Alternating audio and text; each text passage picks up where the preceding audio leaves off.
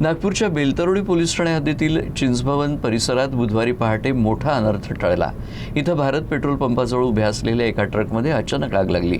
या ट्रकला दुसरी बॅटरी लावून सुरू करण्याचा प्रयत्न सुरू असताना अचानक ठिणगी पडली आणि क्षणातच या आगीनं संपूर्ण ट्रकला वेढा घातला।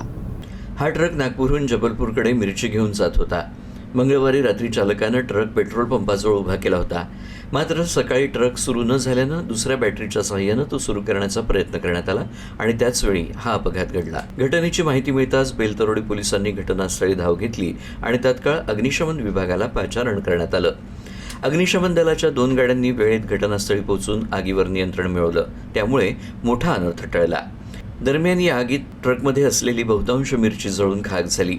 मात्र या घटनेत कोणतीही जीवितहानी झाली नाही, ही दिलासादायक बाब आहे। जर ही आग पेट्रोल पंपापर्यंत पसरली असती तर परिस्थिती अत्यंत गंभीर होऊ शकली असती।